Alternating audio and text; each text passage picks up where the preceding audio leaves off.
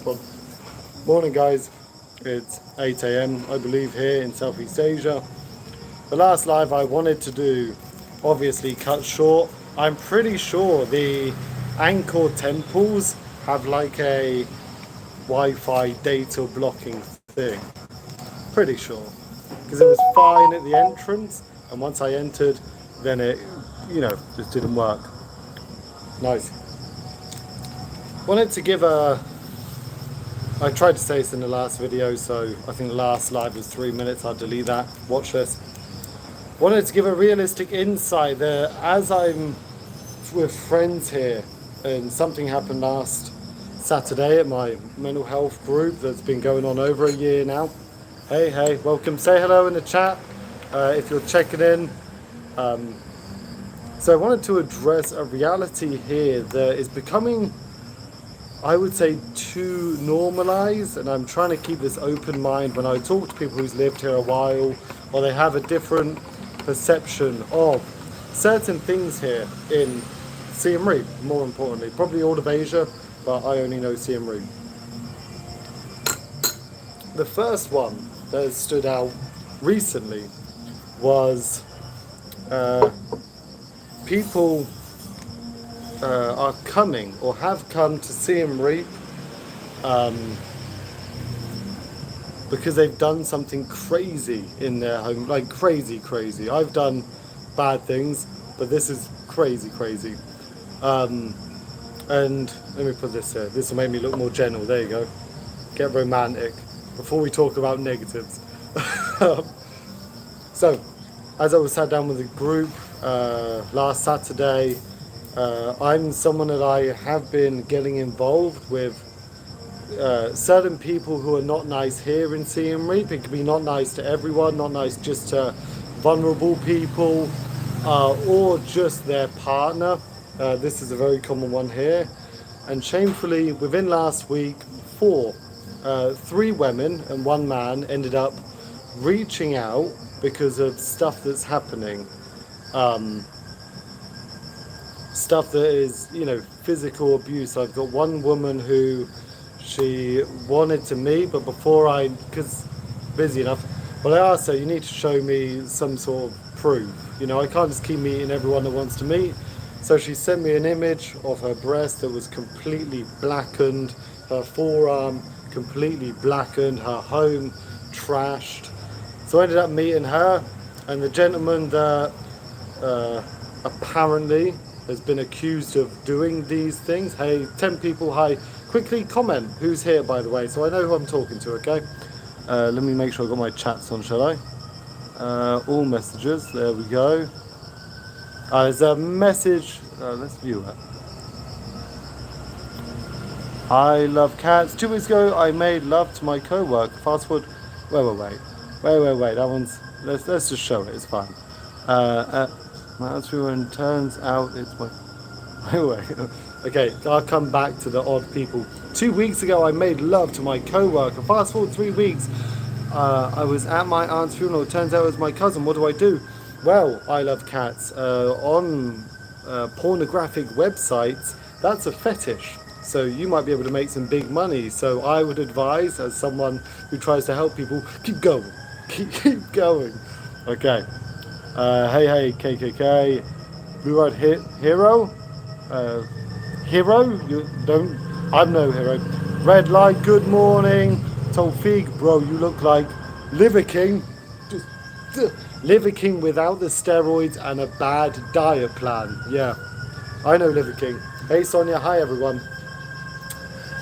Where am I in the world? I'm in Siem Reap, Cambodia. You can hear the beautiful music around me. Yeah. Anyway, guys, let me get back to some of the serious stuff that I wanted to talk about. Thank you for joining. So anyway, this gentleman who has had 3 women come to me, he's lived here for less than a month, and he turns up at my mental health group that I run every Saturday. No, I'm not Christian. He turned up at the group, and I had to, for people's safety, I had to put in the group chat to everyone, hi, can the women please leave the group right now? Because I wouldn't want them to be at risk. They don't know this person.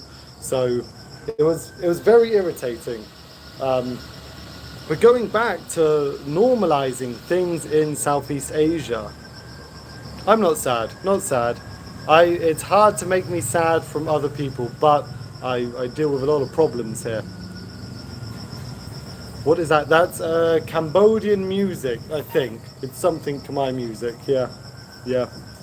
But it's interesting that when you come to a country like this, a lot of things for me were very new. You know, the culture was new. All these lovely things being here in Cambodia was amazing. But also the things that I saw as a negative. You know, the poverty, the struggle, the certain industries here. It was very new to me compared to the. No, I don't know about India. I know a little about India. Do we live in a matrix? When you say matrix, you're on about the whole, it's a simulation. You're meant to be in a certain way in society. You're meant to work, buy a house, car, wife, kids. If you mean that, then yes, there is a traditional way, I guess. Bro, once house tour, bro. This isn't a house. This is a very beautiful cafe here in Siem Reap. Yeah. So here's a question for you guys. Okay, should we do the questions first? Sure. Thofik, if I get your name right. I've done everything from with children to old people to drug and alcohol abuse, all the way to suicide prevention. That's my job. Here, I do a lot of fundraising. If you watch a YouTube channel, you'll know a lot more about me. Yeah. Bro, you're good and cool. Wish you had good look at you. That's okay, yeah. My YouTube, I'm the happiest because the people that watch it genuinely support when there's something to support. Right now, in a very impoverished area, I'm helping one girl build a house. Because if we don't build her a house, she's going to sleep in a tin shed with a missing wall and get wet. So that's why I'm doing this. Matrix, they're thinking about red or blue pill. Yeah, this is just tribalistic mentality, right? It's you have to be one extreme or the other. Just live your life, stay humble, keep simplistic happiness, and help people. Work hard and be good. That's what it is. Yeah, death. Yeah,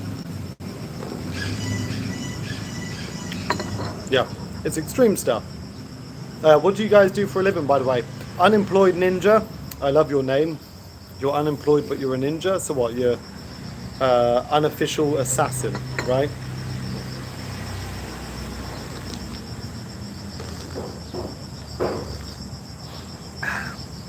Very nice.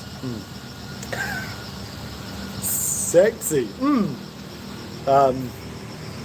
Another thing. Oh, why is there so much low views in your account right now? I don't know, and I don't mind. I'm actually quite happy. Like this YouTube, which I really love to do. I love the editing. I love all that stuff. But like even last week, a brother, you might watch this, he paid me to make a video for him, an interview about Islam in Siem Reap. So even though this channel is small, the takeaway from it has been absolutely amazing. Made new friends, people that are going to be moving to Siem Reap that have messaged me, want to meet up. So this has actually been a very rewarding thing, you know. The time here, brother, is almost 8 a.m. Almost 8 a.m. Nice. Yeah. So, some upcoming plans that I want to put out there for anyone that watches is end of next month, I'm going to Thailand for the very first time. It's going to be a bit of a sad story because my amazing ex-girlfriend we rescued a dog, Sai, who is on the YouTube channel. And I'm going to be bringing him to Bangkok and then flying him to Europe, where he's going to live in Poland. I cannot wait to see his reaction to snow, to things like that. And he'll have an amazing life back with Isa and her amazing family. That's going to be crazy. But then from that, as I am going to spend a week or two in Thailand, and I'm going to use Thailand as a 100% self-focused time where I'm going to plan out what I want to be doing in life, how I want to be as a person, because I'm very good at the negative stuff. I'm very good with drama and problem, and being here, I've got myself involved in some serious stuff, but I've always made sure that whatever the problem is, it's fixed in a way. But I don't want that all the time. You know, I really don't want to be that person who's always amongst the negativity. And I've got amazing friends here in Siem who drag me out every now and then.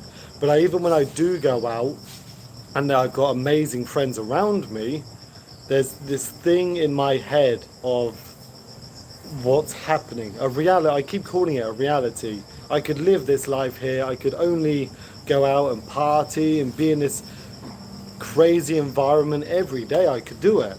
But I know that there's this darker reality here, and I find it hard to step away from that, you know? Okay, let me quickly read the messages. Man, can you tell what kids have to do if they're procrastinating, but they still have some goals, and instead of achieve their goals, okay.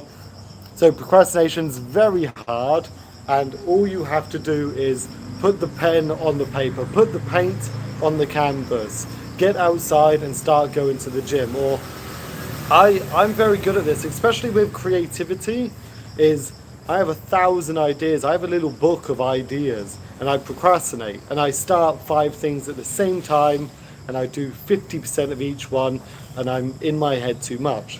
Instead, set a timeline.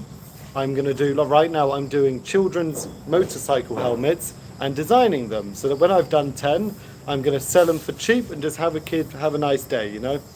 So instead of procrastinating about all the different ideas I have, just get into it, put a timeline on it. I've got 10 days to do 5 helmets. And instead of being distracted or things like that, just sit down, do it, and have that routine, you know? So procrastination is absolutely horrible. Scrolling on social media, I have tried to teach children about this. I'm lucky that I don't do it. I'm lucky that I miss events because I don't scroll on Facebook. I post what I'm doing, and that's it. I don't care about anything else. And it's horrible. It's absolutely horrible. But again, it's trying to drag them out of this prison of being on your phone and having set times and activities. We're going to the gym, or you're going to go for a walk with your kids, just to get and do it, you know, and clear boundaries. But I'm going to be brutally honest, that's going to be the hardest thing to overcome for kids. And as time goes on, social media is going to get more and more embedded into our lives, and entertainment, I don't know how you overcome it. It's going to be really hard. 2-hour gap between me and you, not bad. Please visit our country. You're in India, right, brother? I got got a great friend, Avanish, who lives in New Delhi, so he wants me to go. Yeah, I know, man, I know. One day, brother. Yeah.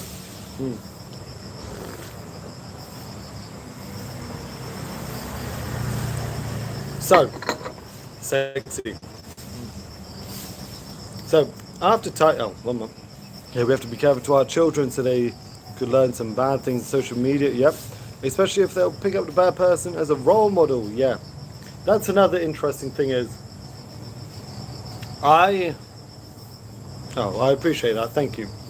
I watch Jocko Willink. Jocko Willink is a ex-Navy SEAL, American, humble, but very sort of masculine. I don't like the word alpha. Now the alpha is an insult to a person. So, very masculine man, very strong-minded, very self-disciplined. Terminally online. Nice. So this guy is like ex-army, and he's great for me. He talks about extreme ownership, your body is part of your mental health, all this stuff. So absolutely great guy. But instead of just listening to one kind of mentality, I switched the other way. Like Sadhguru, for those of you in India, Sadhguru, I've read all 3 of his books. I've listened to hours of his speeches, and he's a very spiritual, gentle, positive vibe sort of guy. So for young people that, I mean, it could be a trend like Andrew Tate, like someone who speaks common sense, but then he throws in a little thing that's dramatic to make people talk about him. It's bad. It's trying to make sure you'll have such an open mind that you can take away teachings from different people. Even 2 days ago, I sat down with a friend. She's an amazing woman who's done life coaching, and we had a very open, friendly conversation. Some things I agree with, some things I don't, but still to be able to listen to someone's own perception of life and their own mental health and their thoughts and opinions, and just be able to take something away from it. You know, it's not about judging and stuff. Be comfortable and know that you're trying to do what's right in life, and then everything else is an extra, right? Yeah. Unemployed Ninja, where are you from? Zapandine meme, where are you from, man? And cheers for joining today, guys. I'm not gonna lie, I'm sat down in this very sweet cafe because I need to buy a webcam. If I'm going to Thailand, I want to earn a bit more money online, do some mental health work online, so that when I go to Thailand, I have enough savings to breathe, not rush, not think, oh, I want to do this, but I don't have money, just to have a holiday, you know. Even though being in Siem Reap is the best experience I've had, it's the best choice I've ever made in my life, I still keep busy. I still find someone or something that needs something, you know, so we'll see. Another thing that's upcoming, guys, that I really hope it comes through, right? This is massive for me, is the Wat Bo area here in Siem Reap are looking to increase their tourism, and they need some mural paintings done. Now, it's in one of my shorts here on the channel, so if you want to see, check it out. There's this electric box building. They want the whole thing painted, like a big design. I've only done 2 murals my whole life. Now, I don't believe in like deserving. I don't believe I deserve anything, but recently I got $700 to $800 worth of high quality spray paints, and this job came to me. Now, if I can do giant mural designs and artwork across Siem Reap and get paid for that, oh my god, that'll be a crazy highlight of my life, and it will happen. Please like the video, make sure it happens, give me that good energy. I'm from Russia and my YouTube channel name is Western Meme. Nice. I just posted some funny videos from American streamers, and that's why I called my channel. Okay, nice. From America. America's a very interesting place, yeah. It's me, Kamla. I'll invest for your webcam? Wait, this is gonna sound bad. I'm really bad with names. Kamla, have we met before? One second. Let's pick you guys up. Let me have a look at your... Kamla, can I see your profile? Kamla, I can't see your chart. I might know you, and if I do, I'm sorry if I don't remember the name, okay? Relaxing. Oh, let's change that camera before you see my lovely, beautiful face. Beautiful day, beautiful cafe. Absolutely nice, very nice. Awesome. Let's get my beautiful mug face on this, huh? Nice. What I'm gonna do and ask right now for anyone that watches this, I am building a house for a friend, not I physically, paying people. Okay. Damn, how are you anyway? What have you been doing?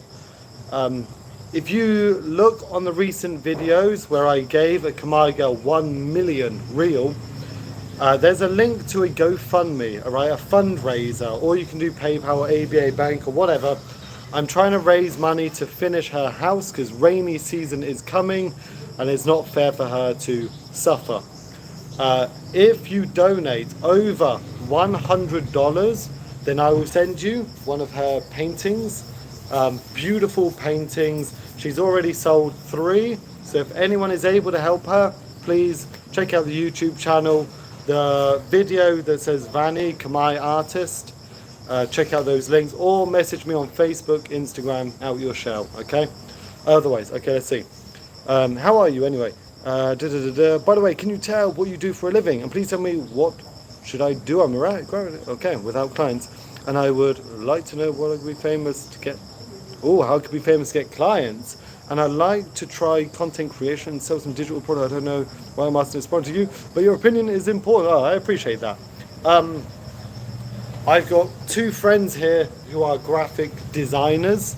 They are very successful. They work for big businesses and NGOs. The brutal truth that I've heard, it's the same if you're an artist, is it doesn't come down to how talented or skilled you are. It comes down to who you know and those connections. If you can befriend and attend events where there's company owners or people that want to start stuff, get friendly with them, do some work for them, and then they start to recommend you. I absolutely hate this. I really do. I don't think it's a fair system, because all it is people who are already successful help other people who are successful. If you're trying to start in a creative industry, it's hard. It's the percentage of being famous is minute. Saying that, like these mural paintings that they want me to do here in Siem Reap, this only came to me because of how much I put myself out there. I truly try to do what's right. I try to be a little bit creative and silly. And I put a lot of content out there. Not even a lot, actually. I don't put that much compared to what I could do. But because of that, and reputation, which I don't care, but it's nice to have, they came to me. So I would say, start to connect to other graphic designers. Start to go on Reddit forums or meet business owners and just sit down, have a coffee and talk about their business.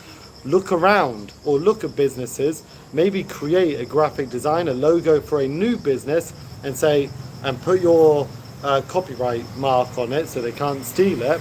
And then just suggest to them, hey, I love your new business, but I think this logo, like I can sell this, what I've done for you, for this much. But it's hard. It's a very hard industry, you know. But hats off. You're doing something you enjoy, you're passionate about. That's great, you know. Hey, welcome everyone. Tell me, where are you guys from?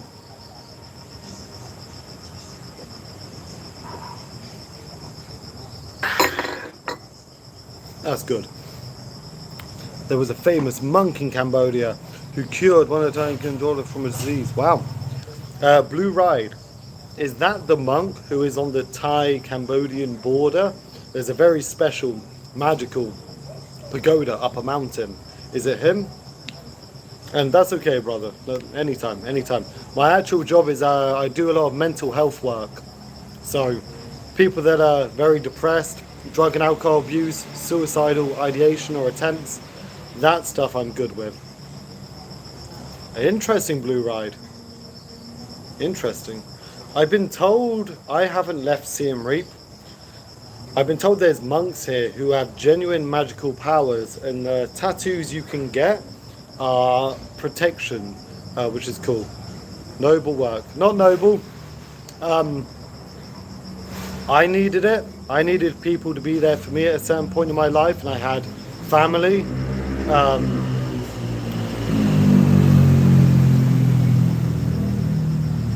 And I know how lonely life can feel, so I'm happy to give a bit of time when I can.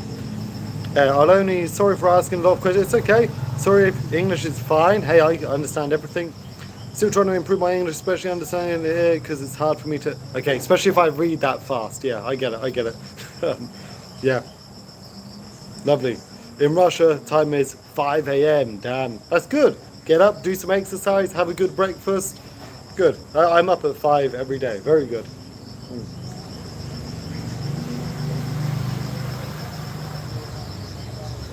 Oh, really? I'm sorry to hear that, brother.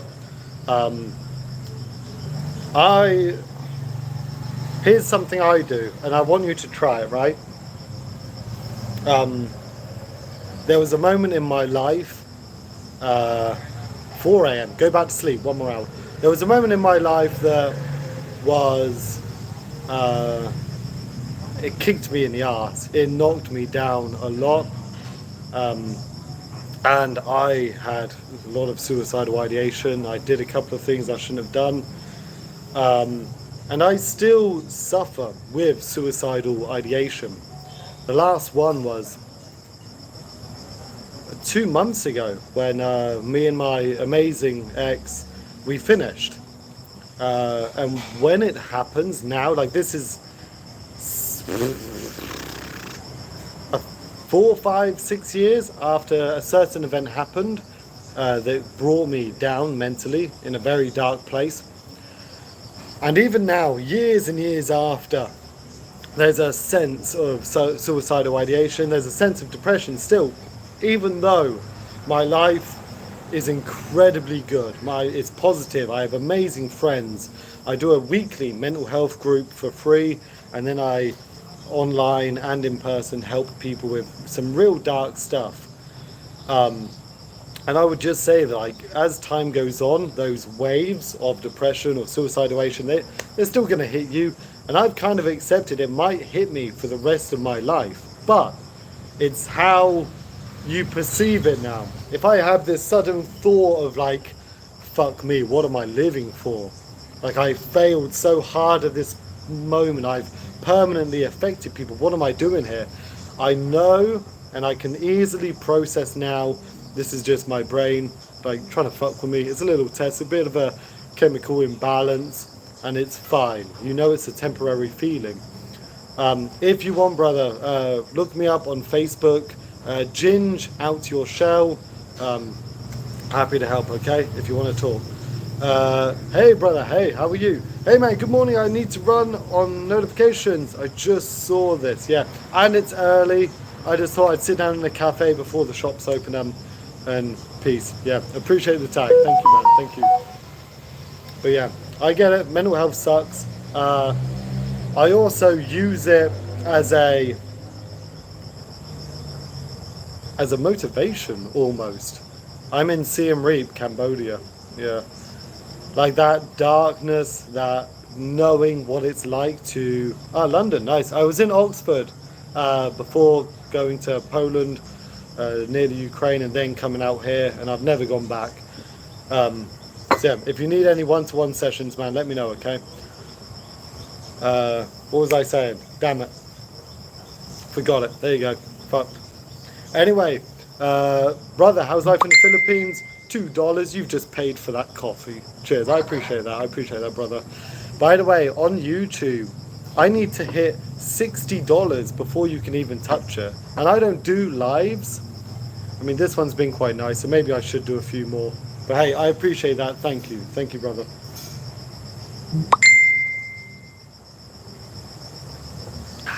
Sarah. Another thing that's coming up, guys, which I hope you guys could support a little, is I'm doing the Arkoun marathon.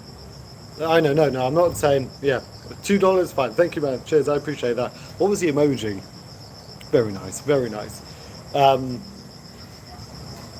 Cooking dinner. Nice. With the grill. Oh, damn. I need to come out to the Philippines for a little bit and just enjoy you and the amazing family, man.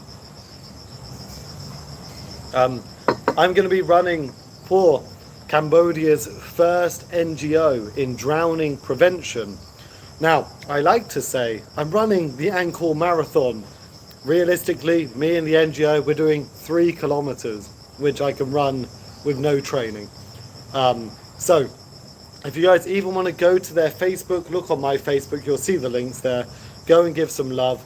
Drowning here in Cambodia every year is about 2,000 children die a year here in Cambodia from drowning. That is 5 kids a day. That's just the children. So starting to bring that education, teaching lessons, CPR, how to save someone properly, so all that stuff. Do you guys need a volunteer? Brother, man, I have about 5 projects I need volunteers for. If you put Ginge, which Plesk, he put it, Ginge out your shell. You'll see a very handsome, sexy man with a beard and dreadlocks He's there somewhere.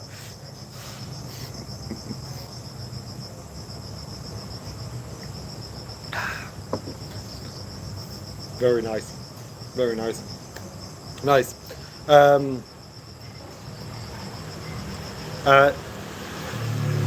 Ginge, like ginger. Ginger without the R. Yeah.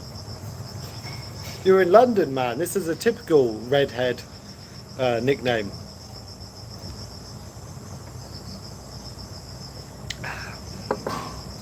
Nice. Okay. What's the time, guys? Okay, I've got an hour. Plesk, because of that donation, I might order a pot of tea. I've got 1 more hour till the shop opens. Yeah. Otherwise, man, how are you? How's your son, wife? How's life? Let me show you this place, and we'll order a little tea. Here you go. Beautiful little cafe. Absolutely sweet. Very nice. Hey, Bong. Yes. Could I order? Let's get some tea.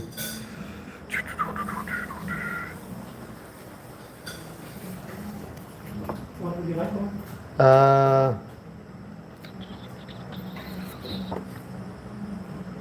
What is tea drop? No, just that tea with hot. Okay, yeah, okay, let's go. How about this one, please? Thank you, Bong. Thank you. Okay, nice. Yeah, beautiful little cafe. Okay. Okay, is that correct? Who knows? Guys, it's Monday. One of the NGOs, you just saw your Facebook, nice man, nice. One of the NGOs here, amazing. There's actually Cambodia has the second most NGOs in the world. But some of the students from one of them is coming to English school that I'm a part of that helps children in NGOs. And they're coming back today, so I get to see all the kids again. That's nice. That's really rewarding. One of my mental health clients, who was an amazing gentleman, Asia is beautiful. Yeah, it's even. I've been here almost 2 years, and it's still. I can still drive and appreciate where I am after almost 2 years. You're seeing one of the recent videos. I've recently got my Angkor pass, which means I can go to all the temples for free, anytime, and that is like this booster of excitement being here. Now I'm like going to all the different temples and just appreciating them, like just another adventure. It's really good. Yeah, Cambodia's been a massive blessing. There's a gentleman, Arkoun Bong. There's a gentleman who's looking at coming here and he doesn't eat or drink. Arkoun, thank you. Amazing. Arkoun. Oh, very cute. Thank you. Lovely. Arkoun Jalan, thank you. Augmented. Thank you. Let's go. Thank you. You get some more water? Please. Thank you. There's a gentleman looking at coming to Southeast Asia. He's come on like holiday a couple of times, and his biggest fear, which a lot of people should really consider coming here, is being brutally honest. You have a choice when you come here, and it's to stay. How do I put it? It's not offensive.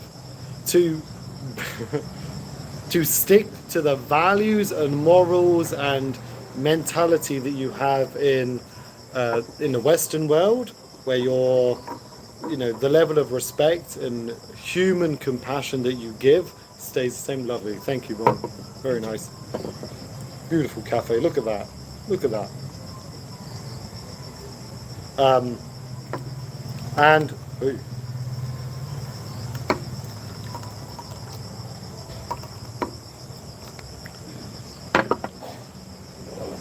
exactly, blue red, exactly, good man.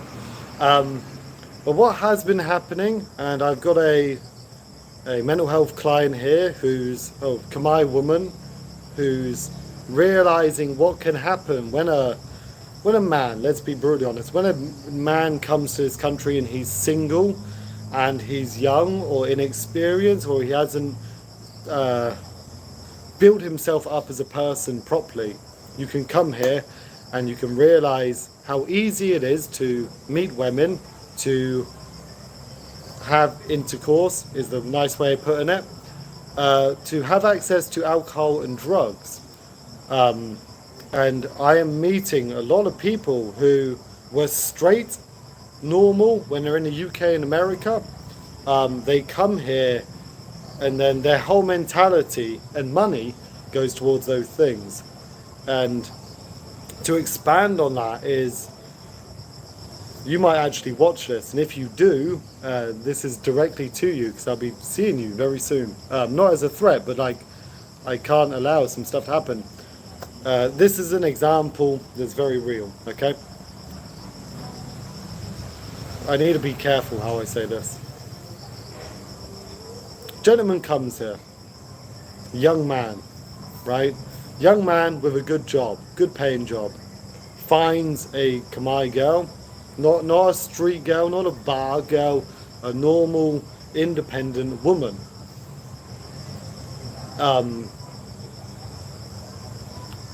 To end up in a relationship, and then because of multiple reasons, because there are a lot of men here looking for girls, like real relationships or just one night stands, because there's a stereotype of culture of Asia women that they have multiple men, different revenues of compassion and finance, or because of his lack of self-confidence, self-value, strength, everything, that some men get a partner, chip away at their self-confidence, value, independence, until that woman has nothing.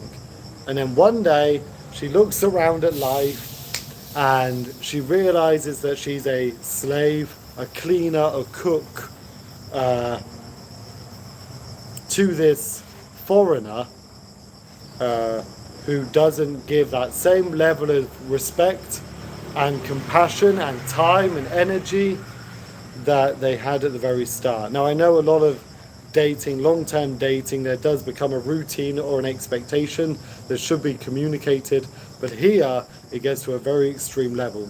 Now for this individual, and if you do watch this, it's fine because we'll be talking in person, there's been insults. So now that some men, I'm going to do it generalizing, and then when some men have chipped away, and this woman who is not in a relationship because she wants stability or a better quality of life, she is still a very capable, independent woman, when she starts to question back or express those thoughts, hey, can I go out with my old friends who I used to see and we used to go out and have a dance, and you know, I miss that social life.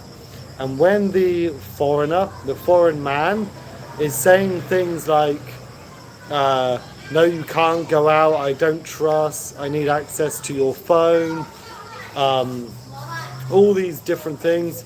Sister Dayon, hello boys. Le clou swear.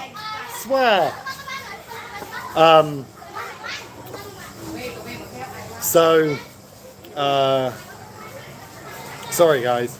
Some of the kids, it's back to school today, so I know some of the schools here, which is very nice.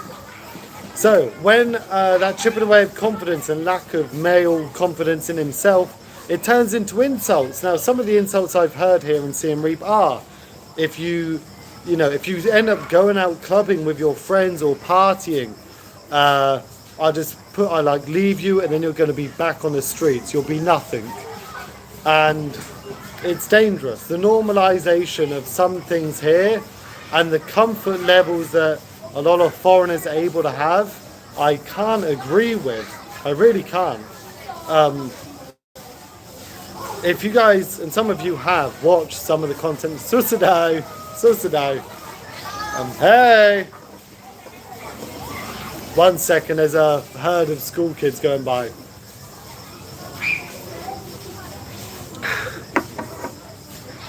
There's not a lot of people here with big beards and monkey hair, so I stand out too easy.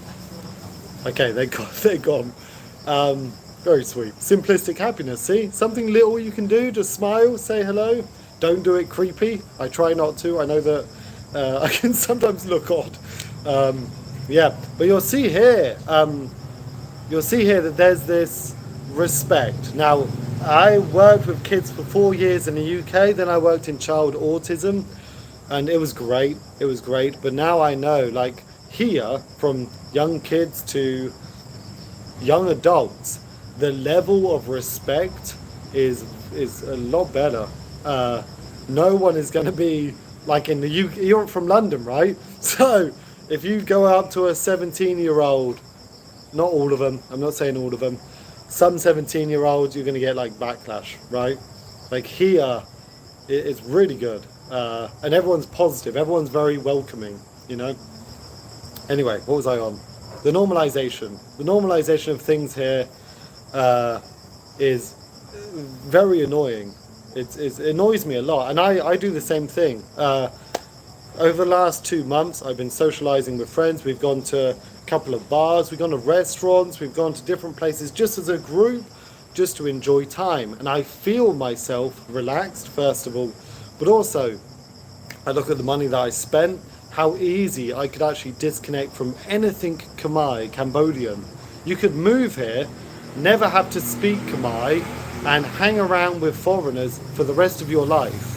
And you will ignore the families that push carts, clean up trash for $1 a day. You will ignore the old women who are sitting or disabled asking for money. You can learn to accept things around you and never care. And this happens a lot, you know. And there are amazing people here that are trying to do stuff. People reach out who want to independently do stuff, and I help set up that thing, that kid going to school. But it's an odd place. It's interesting for me. Someone that likes to sort of see personality traits. I like to see people's actions and how they speak. It's hard. It's hard. Yeah. Anyway, that's like a tongue twister. Peripatetic. Nice. Even saying hi to the kids in London, you will get funny looks. My friends moved to Thailand. Very nice. Yeah. See? Yeah.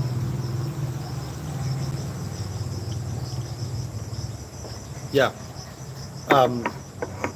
I worked in London for a little bit. When COVID happened, there was a big, you probably know this, there was a big thing. I worked for a NGO called Turning Point, if you know it. Great NGO. It was a massive experience for me. And we were turning with councils, hostels, hotels into homeless hostels. Part of that was in London. Yeah, it's the same when you look across the Western world now. Yeah, it'll be interesting to see what happens, huh? Yeah, very interesting. Yeah, nice. What do you do in London, if you don't mind me asking? Blue Ride. Tell me a bit about you as well, Blue Ride. And I see there's 11 people, which probably means there's at least 9 of you that are just perving on me right now. So don't be weird. Comment down below. Say hello. Where you're from. What do you do for a living? Are you happy? Do you have simplistic happiness in life right now? Yes, I know them. I work. Nice, very nice. Oh, cool, in London. Good man. John. Hey, John. How you doing, man? Nice. I did a lot of employing and training for people that like uni grads who wanted to work in hostels, get some experience with vulnerable people. It's a very dramatic job, man. I was like doing room checks, like, and they were like suicides and shit. So yeah, so I hope that you're okay anyway, brother. John, I'm good, thanks. I'm in Vancouver, Canada. Damn, okay. I've got a new friend from Canada, and I met a Canadian girl the other night. The positivity you guys put out there is very cool. Unemployed Ninja, massive thank you. So that means I've had coffee and tea for free, and you know what? You might have just paid for the thing I need to buy this morning. So thank you for that support, guys. I don't really do lives. So I appreciate when I do that people just want to talk, and the money's a massive extra. Yeah, thank you. Nice, John. What do you do, John? John, you have me on Facebook, right? Your name rings a bell. What do you do in Canada? I wish I could. Hey, man, money is not what brings me happiness. Me being happy is I've been on here for 45 minutes and I get to have a great conversation. And people who are commenting right now that my beard is incredibly masculine, like a male lion, Viking, that makes me happy. Have you ever heard of it rings a bell, look ahead rings a bell. Accountant. I was in Cambodia last summer. Oh, nice, John. Nice. Where were you volunteering, if you don't mind me asking? Very nice. Unemployed ninja. What is this emoji? I need glasses. Is that you trying to give me a hug? Unemployed ninja? Cute. I appreciate. Together for Cambodia. Very nice. Very nice. There's here's a little secret plan I've got, right? And you might be able to relate to this, John Dumfries. I worked for an NGO in the UK. We've talked about this now. I have been, and I think you've watched my channel a while. I think your name's popped up. All the independent fundraising that I've done, it's done the coffee stalls. I've rehoused people. I've got a few girls into school now, and still paying for that through donations, through Patreon, stuff like that. And I've got paid work through YouTube. In fact, there's a video coming out on the 19th of the Islamic community here in Siem Reap. There was a paid sponsored video. Amazing for me, right? This is a whole new thing for me. So I appreciate it, like the donations here. If I can fundraise on my own, build a community that is supportive, that have a trust in me as a human being and what I'm going to be doing and what I believe is needed now, like Vanny building her house right now. One day when I approach an NGO and I ask for a job, I hope I can show them the content creation, the fundraising attempts that have been successful, and hopefully have a long-term involvement with an NGO here. Because as much as I'm happy doing stuff on my own, it's nice to have a team. It brings capability, it brings something, you know. Is there a Muslim community here in Cambodia? Yeah. You'll see in the upcoming video, Islam was here for hundreds of years. It's from the Cham kingdom, the Champa people. So, back in medieval times, it went through China and ended up in North Vietnam, called the Cham people. They're still there now. It's a very old school Muslim community. And then it entered Cambodia. Now, it was almost wiped out with the Khmer Rouge when there was mass killings, but they just survived. And it's a very unique Islamic community. After interviewing, the video is about 30 minutes coming out. I hope you guys watch it and enjoy it. But the community here is incredible. If you are a vulnerable adult, there is every day a small volunteer team in different parts of Cambodia that go and knock on your door and come and check on you. You need food, medicine, you don't have to pay, they do it. So it's an amazing community here. I know there's stereotypes to all religion, all tribalistic things that are happening, but here they just care about what's happening here, not expanding, not teaching. They just want to help each other, have that brotherly love. When I was interviewing Fauzi, who is an ex-tour guide who found Islam and has now become a big part of the community here in Siem Reap, he was explaining like one of the old people here had to go to hospital and he was very sick and he didn't have sons or daughters. But the Islamic community, everyone, every day is coming, visiting, just to sit next to him, just to bring a little bit of food or water or just time or read. That's nice. That's nice. Yeah. As someone who's not religious, I looked into different forms of religion for a while, and I won't be religious, but I do appreciate that community feeling that it does bring to people. Yeah, very nice. What's everyone's plans this week, and what brings you simplistic happiness? Tell me this.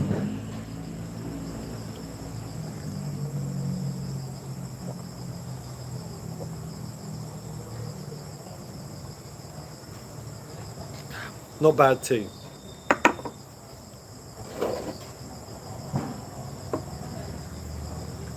Look at that. I feel very dainty. Such a gentleman, huh?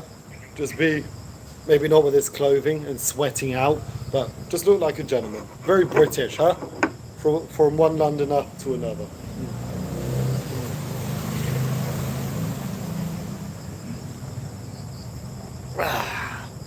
Bit of tea and scones and crumpets in the morning.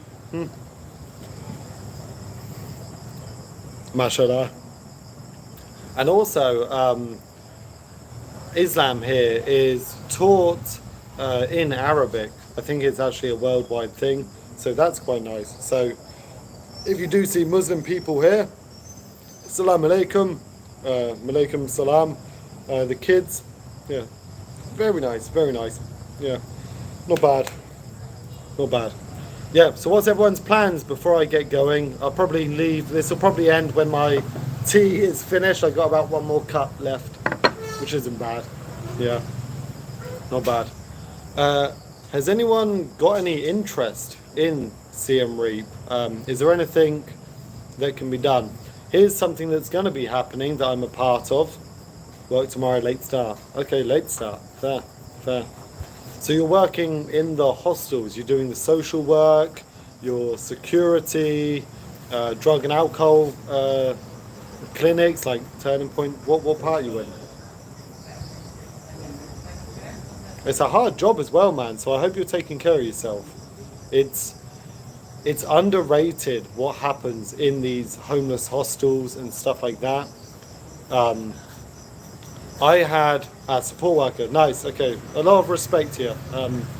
I did it, and I get very involved. Even here, I do mental health work. People pay for one-to-one sessions. I have a free group, but if it's something like serious that I know if I go past my complex needs, fair. No, a lot of respect. Nice. Like even in the UK, I broke rules. When the fentanyl crisis happened, and I had drug dealers bring me their drugs because they knew it was fentanyl lined. I had people that overdosed, and I was breaking rules and going to their homes before they were taken away, giving respect and human compassion. My boss, when I first started, yeah, a couple of Muslims, salam alaikum, exactly. My boss, who was a very qualified but didn't have experience in some of the darker parts that the job entails, a Polish gentleman hung himself. He got drunk one night and he put some slippery broken bowls on his shoes, taped them, got drunk and hung himself on a bunk bed. I know this is dark and I apologize, but for me, coping and being capable to handle darkness gives me capability of truly seeing happiness in the simplest things. So that's why I'm very open. And I remember a new staff member who was this very confident, young, empowering young woman who had such outspoken confidence, and like one of those people that just talks too much and tries to be a boss. When it came to her finding this gentleman dead for hours, she had a massive mental breakdown, which is fine. That's normal. That's fine. But I told her to leave, go home. No, I told her go with a staff member, go and have a coffee, go out, relax, then go home. Don't come back for the day. And I remember sitting with this gentleman waiting for the paramedics to come and the police. And this is going to sound weird, but please try and think of it from my point of view. Yeah, definitely a thank you. And I was giving him the same human compassion, stroking his head. I learned some Polish. My ex is Polish. I printed off a Polish prayer and read it out, gave him compassion, just sitting there next to him, saying it's going to be okay, move on, for 2 hours. And my boss would come and check, and she afterwards was saying that it was a whole different thing that she's never seen. You see a dead person, you think that's it, they're gone, so you go, make sure the place is safe for the paramedics and make sure that the friends in the hostel are okay. Then you leave the body for the paramedic. I don't believe in this.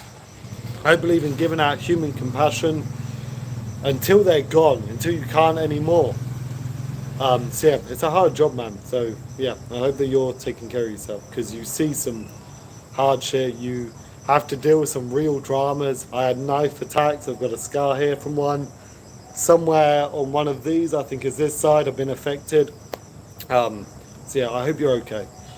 Go on, thanks for attending. Yeah. Anyway, life. Shamefully, it's the same thing here. I've got some clients that are heavily into their drug abuse. They want to come off it, but they're so locked in with these social circles that it's hard to get out. Yeah, and it's a heavy life, you know. So I'm going to sip my tea and relax whilst I can. Yeah.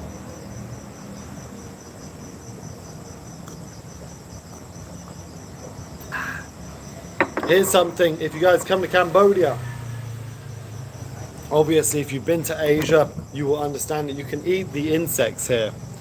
4 nights ago, there's a new restaurant that is specializing in sustainability and eating insects. So, for $6, it was 8 different dishes and 2 beers. So me and some friends, we went. And if you guys watch this, thanks for joining, because that was fun. That was a damn good night. It started off with like the little mealworms, some crickets, some beetles, and it ended with like a massive water beetle. Big thing. You have to pull the wings open, eat its ass. It wasn't that bad, actually. If it had any protein or nutrition, I'd probably go back. But yeah, worth trying when you guys get here. I came before way back in 2012, coming again, as you know, in the fall, which will be good. Yeah, I look forward to sitting down with you, man. I said this too. There's a live video I did where I bought on the streets the crickets. Like, you can buy a bag of crickets and beetles, seasoned. And I took a beetle and I thought, come on, Andy, don't look like a wimp. Don't look like a... don't look weak. Come on, don't eat it. And I was looking at it and I was, no, I can't do it. I can't do it. So I didn't. But this place, there was something about it, and I think it's because the environment was light and everyone was laughing. It was like everyone doing it together. You count down, you eat it. And it wasn't that bad. There was one that should have been the most disgusting. It was like the I'm a Celebrity, Get Me Out of Here. Like the thick, oh yeah, juicy looking, disgusting insect. But the way they cooked it and seasoned it, it was like a what's it? It's like a cheese bite. It still sounds disgusting and gross when I'm saying it, but it was good. It was strangely good. It was good to a point that if I did it a few times, I could. No, it still sounds disgusting. I could still have it as a snack, which is rank. Doesn't make sense. The other side of it is, if you watch a couple of movies about Cambodia and what happened, they had to eat insects. And even now, I've been to some homes of impoverished families. They're called Poverty 1, Poverty 2. Poverty 1 is any family that earns under $2.50 a day. That's Poverty 1. Poverty 2 is like around the $2.50 or just above. So these are people who are impoverished.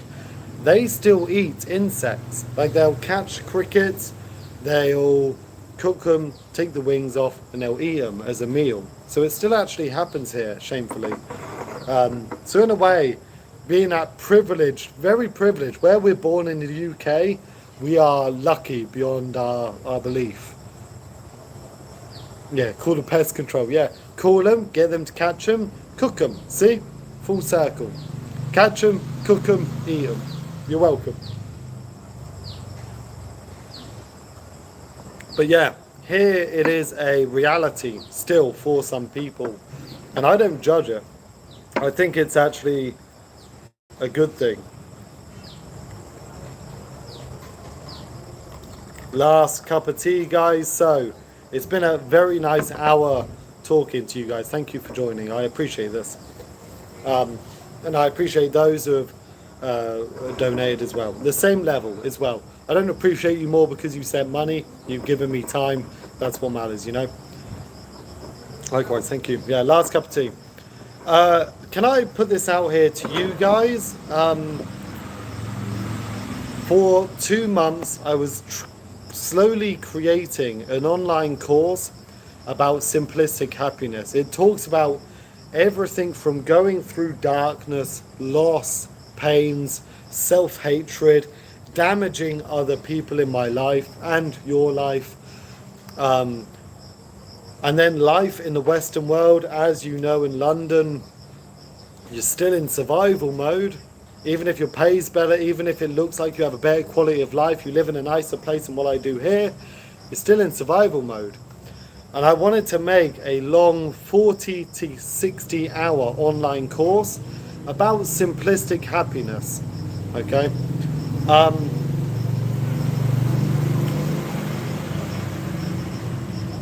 2 days ago, I was asked to give a little talk at a new networking group. I didn't get back home. I left home at 6 a.m. I didn't go home until 10 p.m. because I had so much happening. And in the afternoon, I had to give this talk to a load of new immigrants, foreigners, expats, business owners, and I was exhausted. And I asked honest opinion, how was this talk about simplistic happiness? Something I know about. And I was anxious, I was talking too fast, I was not in the mood to speak to people who are in a better situation than other people I work with, so my head wasn't there.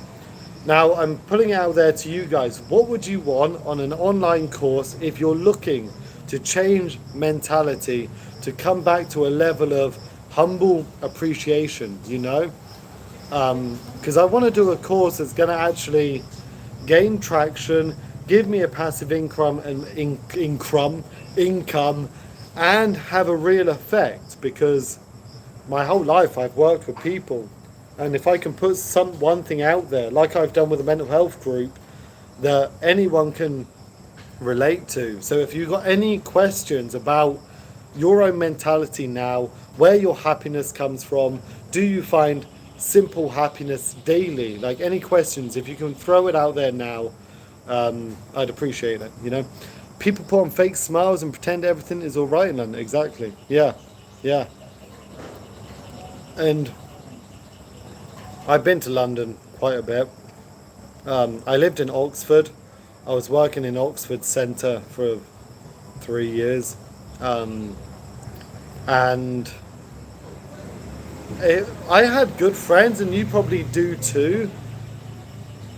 And I didn't realise this until I left the UK, but those friendships, as great as they are, where you go to the gym together, you get a pint after work together, you see a little event and you go together, it feels like, now looking back, a desperate need for a friendship, for some form of relationship, you know?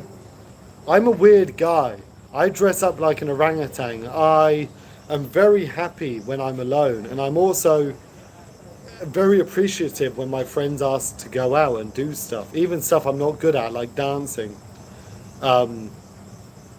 Now is a true sense of happiness, you know? Real life Viking. Pasma, real life Viking. Wait, I need a good angle. I can't flex unless the angle's good and the lighting is good. Real life Viking. Thank you, brother. Thank you.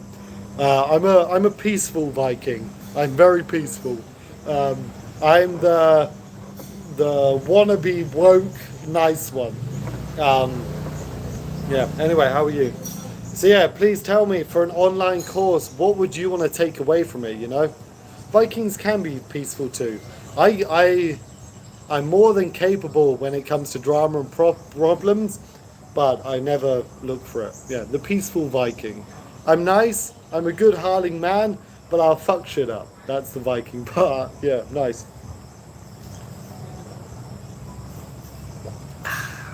Nice. So yeah, if you was to look for an online course that was to change mentality, to have a real level of happiness, what would you want in that online course? If you guys can give me some feedback before I finish my tea, I would appreciate that, guys. I like the caterpillar beetle, nice. Oh, yep. This is something I am helping a friend who is a psychologist come up with her own online course. This is part of it. How do you keep your values, what you think are your values in life, and are you acting on them values? Or do you have these values because that's what you think life should be, you know, to be humble, to be helping people. Some people say they have this shit, especially on social media now. The Havamal could help. Okay, let me look back on this. Yeah. What I believe, yeah, how do you stay grounded without losing your self-belief? Yeah, that's a big challenge for people here in Siem Reap. If you really want to socialize, you're probably going to end up at a couple of parties. The key social places here involve alcohol. So to stay grounded, like what I try and do is I will see an opportunity where you could help someone. I'm not a rich person. I don't have crazy savings. That's why YouTube has been a blessing for me and the people that have supported me. You see someone that needs help, you do that one little thing. So my one little thing was my brother in America, you might watch this. I put out this quick short, right? Hey guys, I'm sitting down with Vanny here. She's being relocated. She's lost her home. She's been moved to the middle of nowhere. If you can buy one painting for $100, this will start to build our house. That one act sold one of her paintings for $100. Then that elevated, that escalated, the momentum built up. What went from a $300 house, right, just to give her protection from the rain, because I'm not rich enough to build a full house, has now evolved to not a tin shed room in the middle of nowhere. She has a plot of land and we're building her a brick house with a roof, with a toilet, with space, with a garden. You'll watch the video, it's coming soon. That's the staying grounded. I'm not saying you need to be helping people, but it's to identify and do what you can, you know? Okay, nice question. I like this. Remember that happiness is as temporary as life, not to be cynical. Yeah, I agree. I agree. And I don't know if you've watched my content, I deal with the darkness here in Siem Reap. I get involved in some real problems as someone who's self-inflicted pain. Yeah, happiness is temporary, but also there's a choice of how much happiness you allow into your life and how much you want to create happiness, right? Be stoic. My friend gave me a book about stoicism. It's a nice concept, but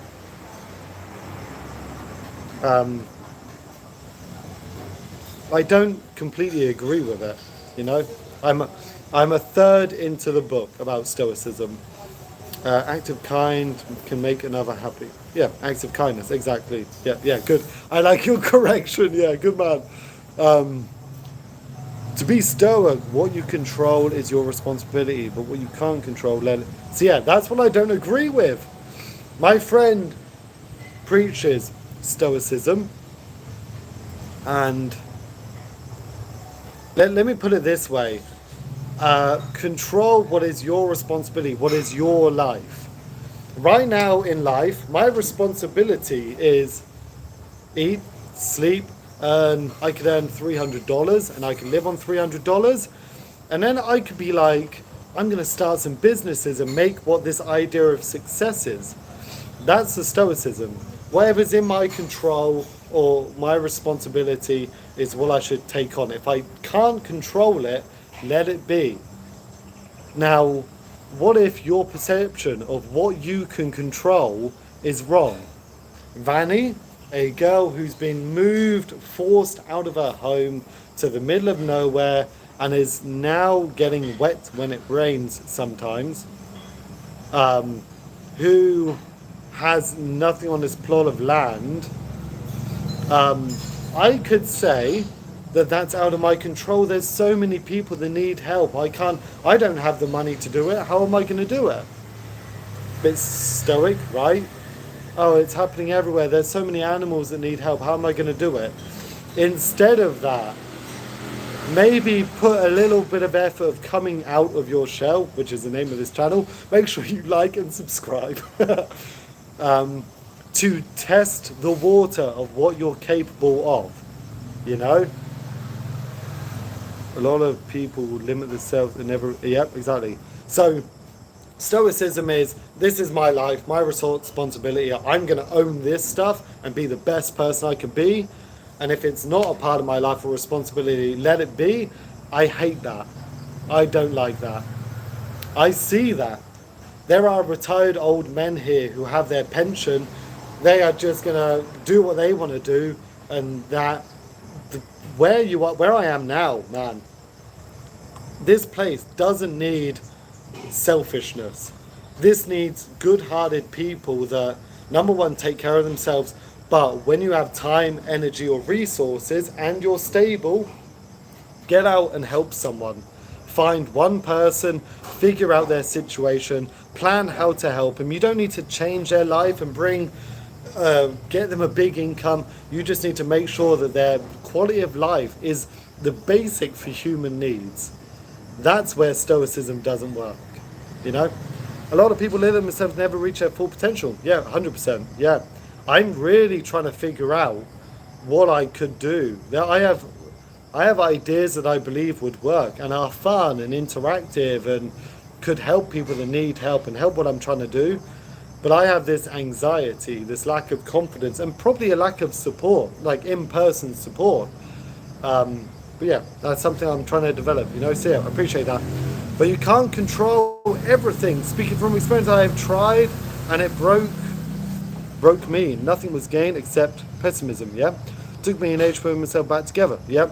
Now, that's where people find stoicism or religion or a level of pessimism or selfishness.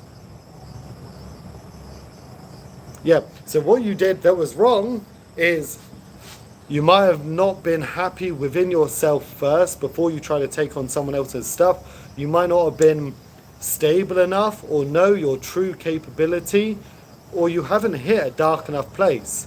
I don't value money. I don't value money for myself. That's not saying that when I get money, I do try and do stuff for other people. So I'm happy to get involved in saying, use my money to do something positive, like Vanny right now. So all yours was, this isn't about stoicism. This is about you have a good heart. You try to help someone without taking into account yourself and how capable and how much you can get knocked down, you know? I get involved in stuff and I sit down for 3-4 hours with someone who's messing up their life. Now, if I wasn't happy within myself and my own capability in my life, that's going to knock me down, right? Same with like my friend here in London. He's probably dealing with stuff in his job that he could get more and more involved in. But hey, if that's going to affect me too much, I need to take a step back. But it's not to be stoic. It's not to be pessimistic. Pessimistic is you don't enjoy your own life. Like, you have to in life. This world has so much negative that I believe finding simplistic happiness allows you to open up to help other people. That's what I'm trying to do. So stoicism in that sense, I can't agree with, you know. Put yourself back. I'm still putting myself back together.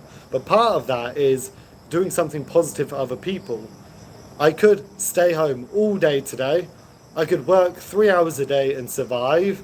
I could tell you everything on Netflix if I wanted, and be happy. You know, you have to get out there. You have to break past this isolated bubble of me. Be happy in the minimal sense of yourself and help people. I appreciate that. If you have me on Facebook now, so yeah, love to chat. You don't need to be selfish, but just help what you can. Yeah, with a definition. Yeah, I mean Stoicism. That same as what I'm trying to create. Simplistic happiness has so many different names. Buddhism, you know, do to others what you would do to yourself. Treat others how you want to be treated. A lot of it's the same thing with a different coating. You know, you're never happy. I'm just trying to be helpful. Yeah.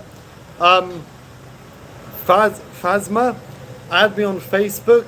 Ginge out your shell. If anyone can comment that just for him.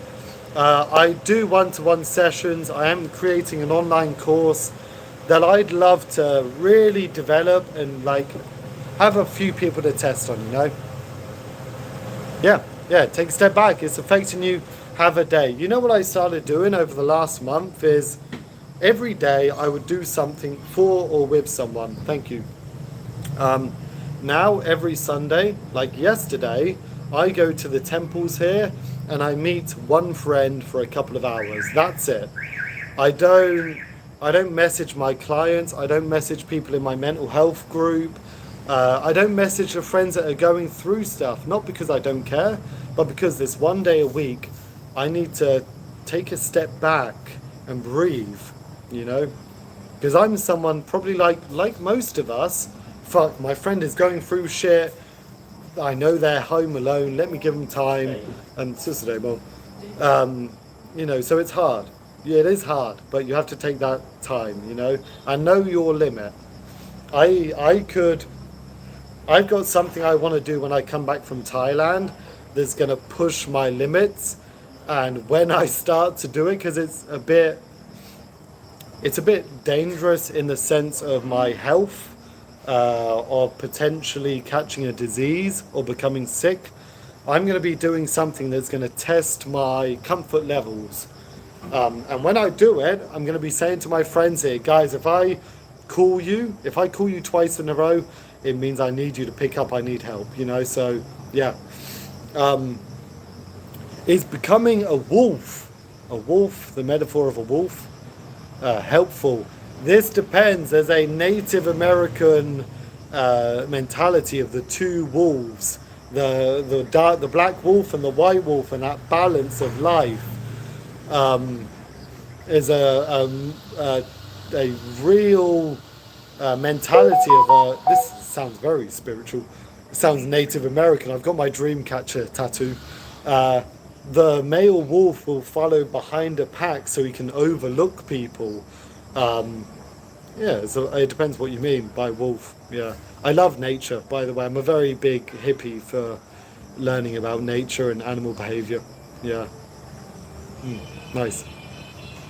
Otherwise, guys, the tea's almost done. This has been a nice long. Hey, I haven't had a. It makes me want to do live streams more. So, even if you guys know a good time, I mean, what's the time now? Almost 9. Looking for purpose, but not trying to be a tool. Yeah, that's fine. It depends what your life's like. Looking for, like, my life is, damn, it's 3 a.m. in London. God damn, I appreciate you staying awake for this. Wow. My purpose in life is backwards. The typical life, same in Paris. You're in Paris, okay. Okay, interesting.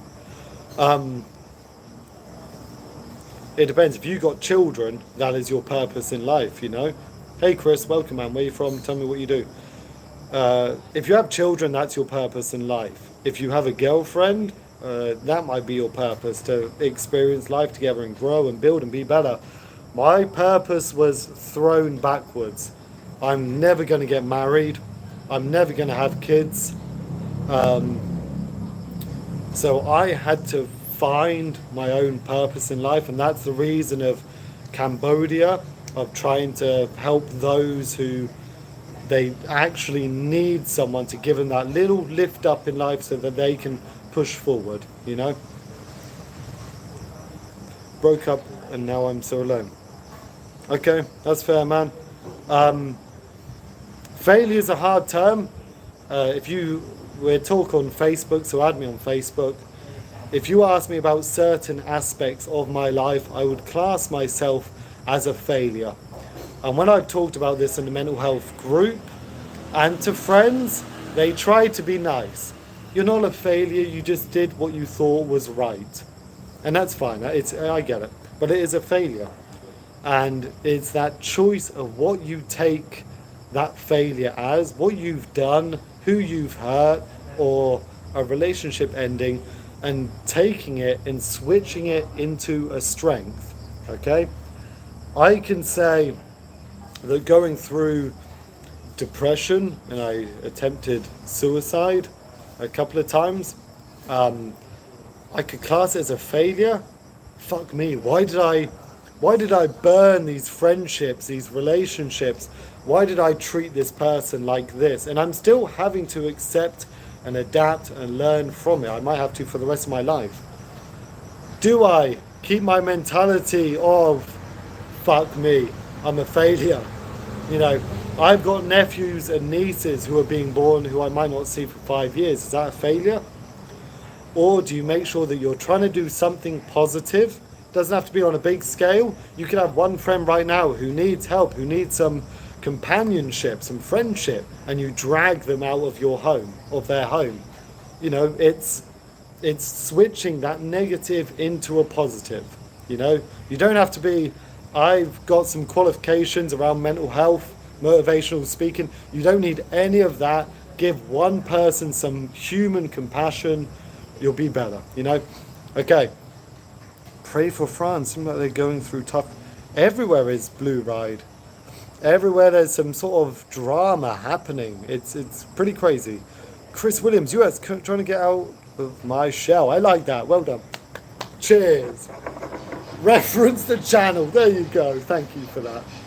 I'm going to get that tattooed, out your shell, on my forehead. Anyway, my day job is manufacturing though. Wow. Okay. Tell me, what do you want to do, Chris? I've almost gone radical plenty of times. Thank God I was a coward. Radical in what sense? Doing what? My steps at a time, we all regret. Small steps at a time, yeah. Yeah, we all regret. And this is, when I've said this to people, it's a bit hard to understand, is I use the things I've done now. And it took years. I'm not saying you can do it, and it's not easy, it's not fun. It's going to come back to you in little waves, like I said at the beginning of this live. I use what's happened to try and strengthen me, because in the end, guys, everyone's gone through something. Everyone's had some pain in life. If you can be open and accepting of yours and use it to allow someone else to open up and talk and recover, that's a good thing. It doesn't matter what you've done, use it to help others progress, you know. Come at your shell, find simplistic happiness. Nice. Yeah, it's hard. Hey, we've all got stuff. One thing I've appreciated is, because of being a little bit open, I try not to be too open on here because this is the internet. But those that come to the group, those who know me well enough and I've given enough time and they've given me time, some people cry over the stories I could tell, not even about personal stuff. I did end of life care. I was living with people and sitting next to them for hours and lived like for days or months, different parts of Oxford, until they died. And that's some sad stuff. And sometimes they died for preventable reasons. And like, for me, accepting and seeing these darker things in life and the good things, it really did help me have a full understanding of every aspect of life. I'm going to be a yogi. I'm going to open a retreat here and just sit and just... There you go. There you go. Small steps. So, just snapped in at society. Yeah. I don't blame you. Yeah. The political talk, yeah, we have too much personal issues, social, yeah. but I fixed it by being a coward. Okay, hit the gym, sort, make new friends, do your hobbies. Yeah, you know what? Society, that is a very dark hole that you can fall into. If you start, like I watch American news, I watch the UK social news, I keep up to date, but you can fall into this tribalistic, this big argument of society and government and politics and corporations, and it can really drag you down. In fact, before I left the UK, I was feeling a little bit this way. I was hating. I wanted to be an anarchist. I was like, you know what? The world needs resetting, and maybe it does. But stepping out of that bubble, like just finding those small social circles that are there to increase your and help your mental health, like going to gym, sports, hobbies, do something is better.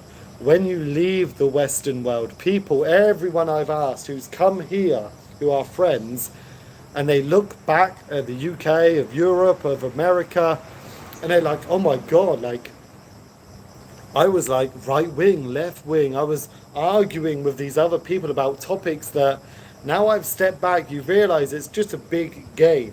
It's a big game to keep people fighting. So try not to let it get to you, no?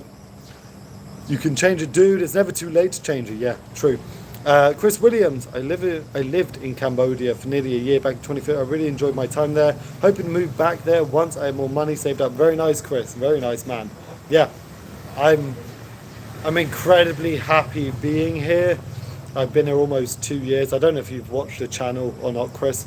Yeah, amazing place. I've really loved it. I want to be here for 8 more years. Yeah, do what I can, huh? Very nice. Very nice. Okay, we're almost done, guys. Tea's almost over. Yeah, literally. I appreciate this. Hour and a half of chatting to you guys.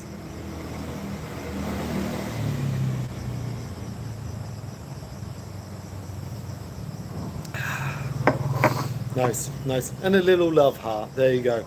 So, ladies and gentlemen, we're done, hey?